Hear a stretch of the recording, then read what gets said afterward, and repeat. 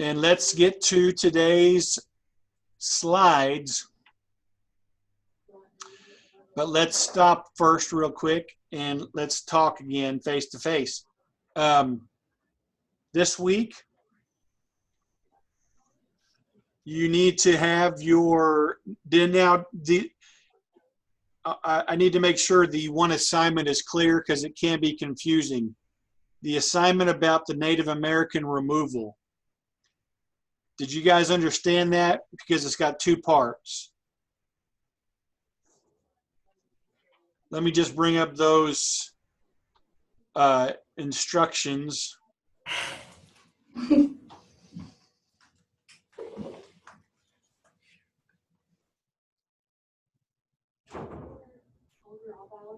So, kind of some sad news about Kobe Bryant and his daughter, huh? Yes. Yes. What a tragedy.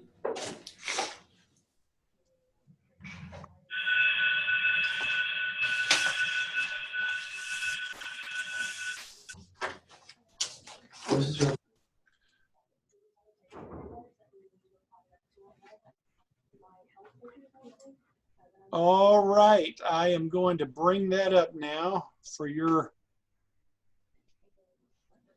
viewing pleasure.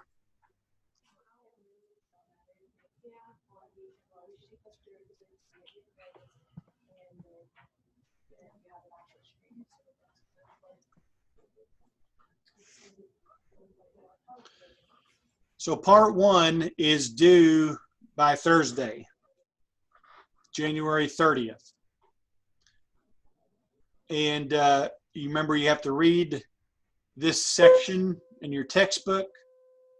There's 5 videos that are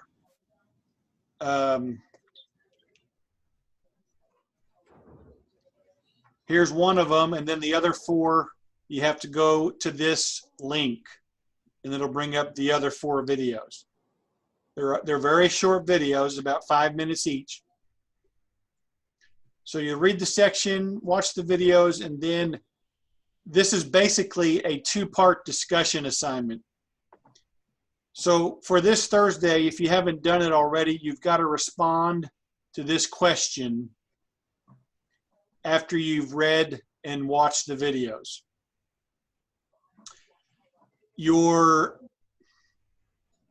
response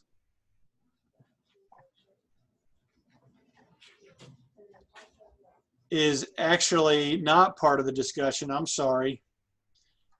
Your response will be a 1-page or 150 words paper that you will turn in to me, responding to this question. Then on January 30th, that same day, I will post a discussion question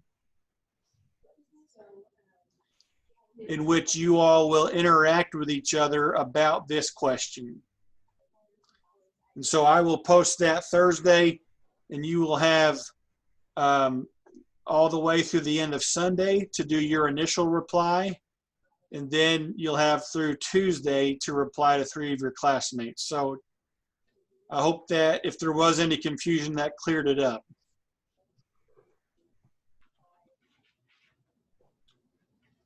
Any questions?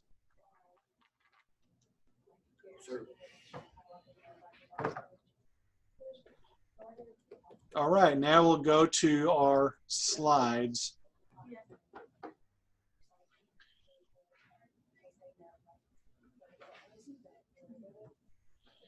And these slides will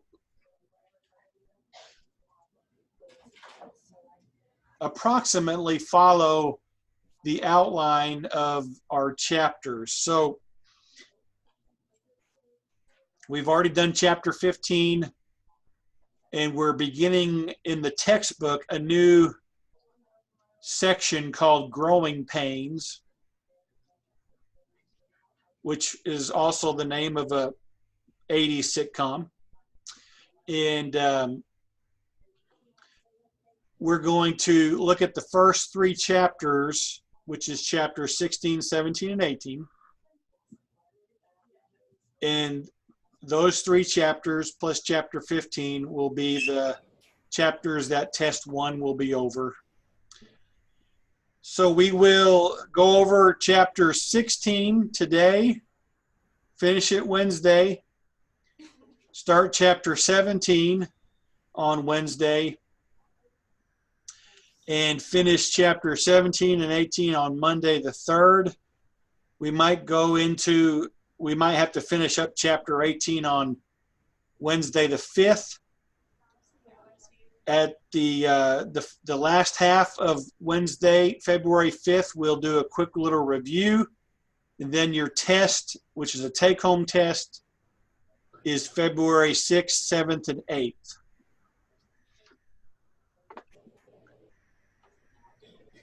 Any questions?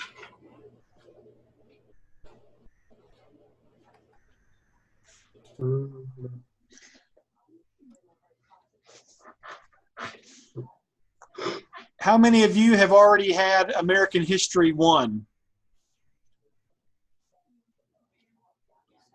Have you guys had that in your school already? Where you basically, you begin with Columbus coming over and then the Spanish and the French. Okay, so who remembers what the first Industrial Revolution was about?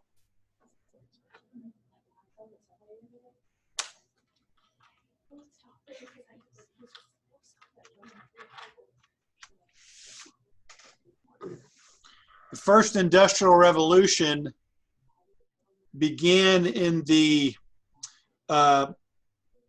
last few decades of the 1700s and went through up until the Civil War. And it was based on agricultural growth and also an increase, or maybe we should say the beginning of and then the growth of manufacturing. As we begin this section on growing pains, and you can see there we're going to cover the last 40 years of the 1800s. We're going to be in a period that was known as also the Second Industrial Revolution. And there was a lot more advances and factors in this revolution than the first one.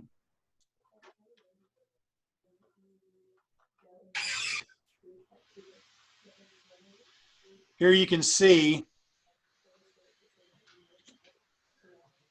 and I will not be talking about all of these things. You need to make sure you read the chapter 16. But our chapter basically puts all of these things under 4 categories. As a nation, as we continue to move westward all the way to the Pacific Ocean, we came to realize that we had numerous natural resources. We had beautiful forests with so much timber.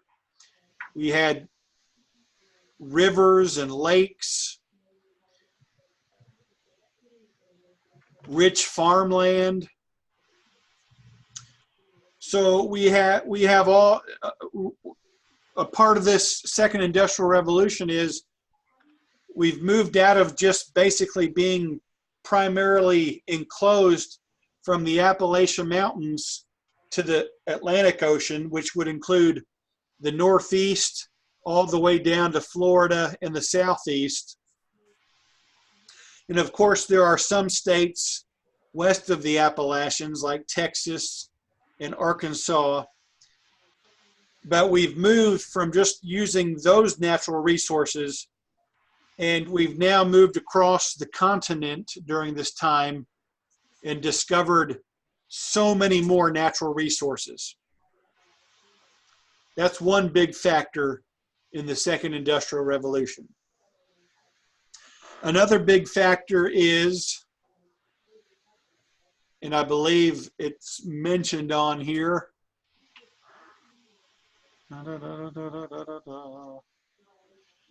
Well, we can include workers in it. But we had a big influx of new immigrants from Eastern Europe. In this time period, right here, we had over 15 million new immigrants come from the Eastern European countries. And as we discover more natural resources, as we have more businesses, you'll see right here, factories and businesses, more and more of them formed and were created. With new immigrants, you have new workers. So you have a growing economy. The third big factor is advances in technology, which enabled production of goods and farm products. It enabled more production, and a part of the advances in technology were transportation, which included railroads, and they were able to transport all of these new goods and these increase of goods and crops. We could transport them faster and to more places. And so the technology advances, along with the growing business sector and growing farms, larger farms, was a part of the Industrial Revolution. And then the rise of very big businesses by business tycoons, and especially in the area of steel and oil, automobiles. These big businesses with these big tycoons was a part of the Second Industrial Revolution. And you had many other things which would fall under these categories. Electricity, falling under technology. With more workers working for these big businesses and then these factories and these big farms and even smaller businesses, you had the emergence of labor unions. Basically, these unions fought for the rights of workers. So these were all a part of the Second Industrial Revolution.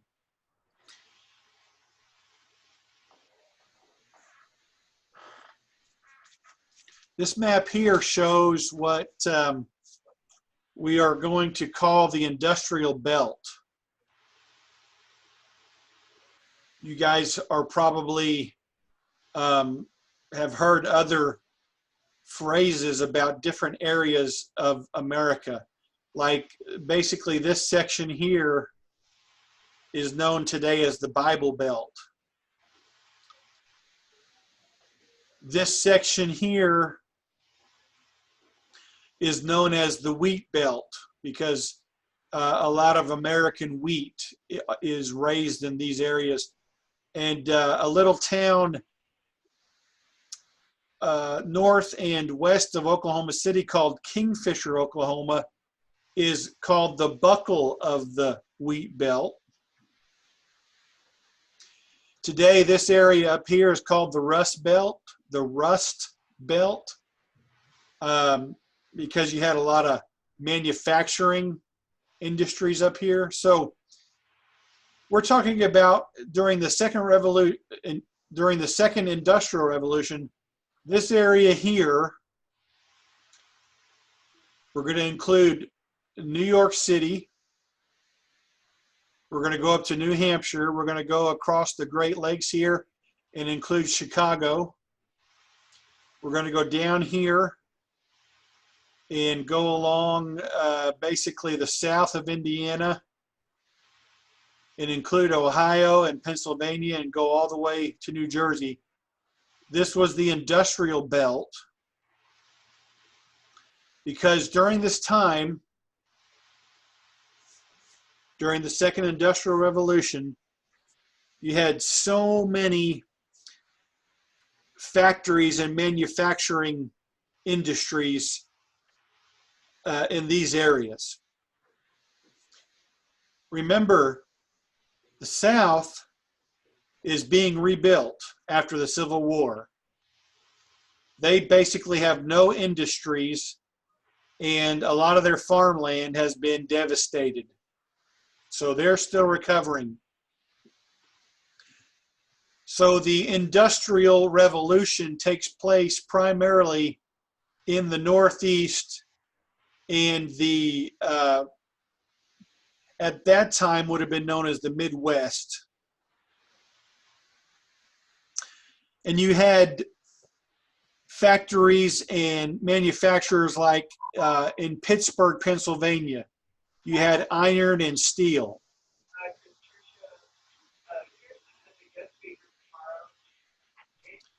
We'll let him talk while I get a drink of H2O. High quality H2O, I might say.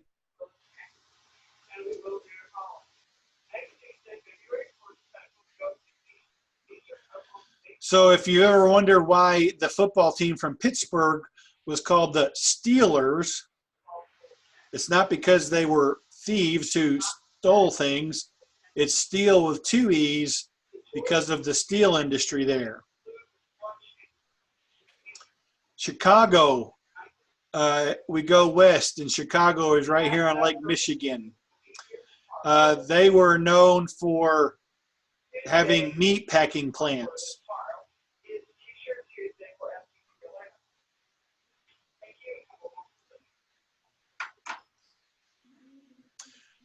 So they had a lot of meat packing plants, along with steel mills and farm machinery works. We go back east to Philadelphia, and we go past Pittsburgh, and go back east to Pennsylvania. We go past Pittsburgh to to Philadelphia, and in Philadelphia you have many shops, many mills, many factories. Same thing as we go northeast to New York City. We go up in this area here, Connecticut, Rhode Island, Massachusetts. We call this area New England. And in New England, you'll find a lot of textile productions. We go down to Wilmington, Delaware, and you'll find gunpowder manufacturing, chemicals, leather tanning. We go up to New Jersey, which you can't really see it, but it's right here next to Pennsylvania and New York.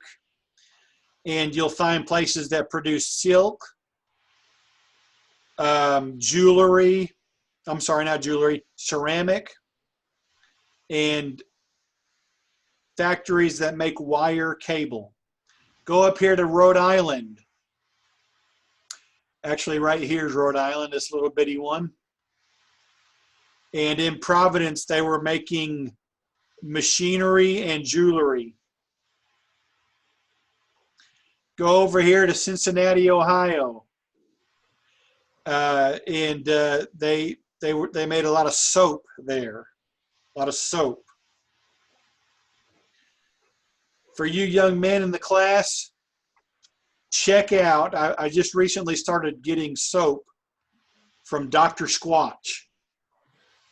So if you're a Facebooker, I know that's probably out of your realm now. You guys are probably Instagram and Twitter, but I'm still an older geezer who likes Facebook. But just look up Dr. Squatch, and they've got great soaps. My favorite one is the Gold Moss Brush. Anyway, that was a freebie. Cincinnati, Ohio, they produce soap. Baker Mayfield should be good and clean there. And then we go up to Michigan, little town called Grand Rapids up here somewhere. They made a lot of furniture. So that was the industrial belt. So you guys today in Oklahoma, are we industrial belt or farm belt? Farm belt. Farm belt, right. Farm belt, and more specifically, as I said earlier, the wheat belt. So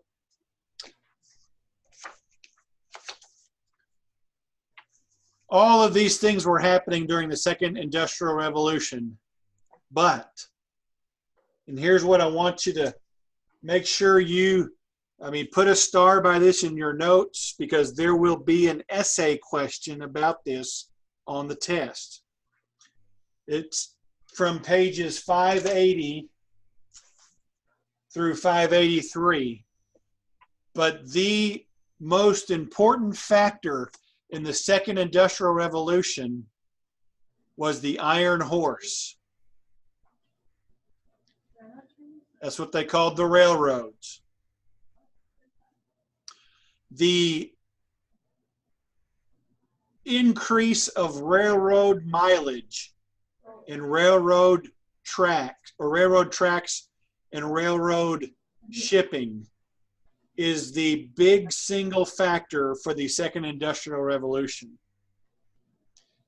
Let's look at the growth of railroads, shall we? That's where you say, we shall. We shall. That's your. We shall. Thank you. All right. Welcome. In 1830. Now, all these red lines, those are railroad tracks. So look at 1830. You've got like 2 little strips in Pennsylvania. I see one in Maryland, and I see one in South Carolina. Down here, you might not be able to read that, but there was a total of about 23 miles. And then by the time of 1840, it went up to 2,808 miles. You can see where they all were. We come to another 10 years later, 1850, and we're up to 9,021 miles of railroad. Are you with me? 1860. So when we come up to the beginning of the Civil War, this tells us that there are, it doesn't tell me, but I can figure it out here in a sec. It was 30,000 miles in 1860 of railroad tracks. Now, if you look at this map, and remembering the Civil War was the North versus the South, who had an advantage with railroad usage? What would you guess? The North? Yeah, the North. The North. Because the southern 11 states, Louisiana, Texas, and Arkansas barely had any railroads. So, and one of the key strategies of the North was to destroy railroads that were entering into the Confederacy.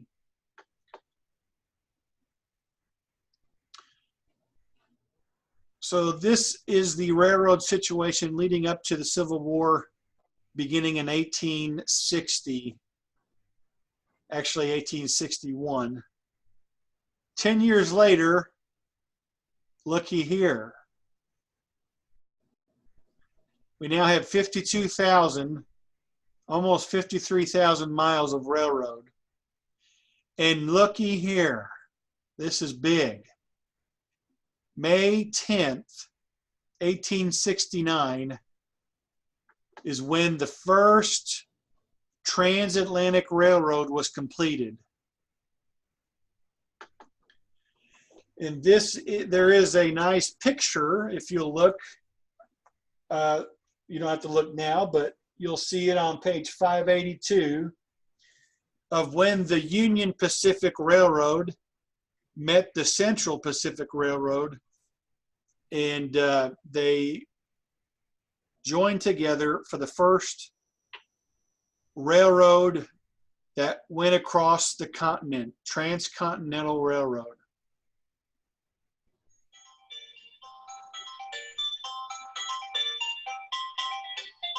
Shame on you, phone. You should have known I was in class. Okay. So now, in theory, here's Chicago. You can see Chicago was a big hub. A lot of railroads coming in. And now the meat packers can start to ship meat to the West Coast. In other factories, the furniture factory in Grand Rapids can now go through Chicago and then go all the way to the West Coast. Let's go to another decade later, 1880. And 40,000 miles were added in just 10 years, so that there's 93,000 miles of railroad. And you can see that there's another one that goes to a different part of California, breaking off from the first one. And you can see here that it's starting to go up to the Pacific Northwest, where they are building railroads up here. And then when we come to 1890, another 10 years later, they added 70,000 more miles for a total of 163,000. They now are connected to the Pacific Northwest. The Pacific Northwest is connected to California. And so this is why this 40-year period is the second industrial revolution. Because not only do you have the explosion of industries up here, but with the addition of the railroad, you can now begin to ship all of the goods on the east to the west. And remember the natural resources, the vast forests and all of the iron and the ore and the coal mines and all these things. They can start shipping those things back from the west to the east. So make sure you understand the importance of the railroad. I will go over that in more detail when we review, but make sure you read those pages very carefully. Try to find the outline. The book's very good about having a little outline. If you look to the margins of your book, it gives you kind of the main points, so you can know how to do the essay question on the test. One final map, and we'll call it a day. This shows you the main arteries of the railroads that connected the Atlantic Ocean to the Pacific Ocean.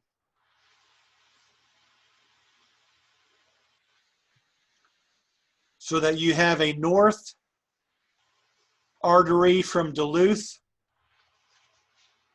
to Tacoma, Washington, which is right across from Seattle. You have Chicago, which could be connected to New York City, over here where the Howe people are. New York City to Chicago, and then all the way to Sacramento, which is very close to San Francisco. And then in the south, you have Los Angeles being a hub. that is connected with Albuquerque and El Paso. And El Paso goes through these big major Texas towns all the way to New Orleans, and then across here to Atlanta. So any questions on the importance of railroads for the second industrial revolution and the industrialization of America as a whole?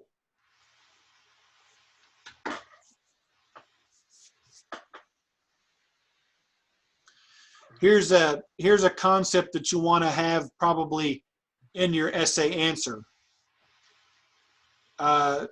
Something along the lines of this. The United States was rapidly moving from a primarily agricultural nation to an industrial nation. More, as we're going to see in the next couple of lectures, more people were moving from the farms and the country to the cities to find jobs. And bigger farms were being produced that were hurting the smaller farms. So you just had an overall changing of the cultural landscape in America, moving from primarily rural and agricultural to urban and industrial. I believe that in 1795, I just looked at it today, I can't find it. Around 1795, 5% of Americans lived in small country areas, small towns or out in the country. By 1850, no, I had that wrong, sorry. 5% lived in big cities. Sorry about that. By 1850, about 21% lived in big cities. And by the time we get to 1900, it's going to be much more. So, no questions? Anything about the homework or?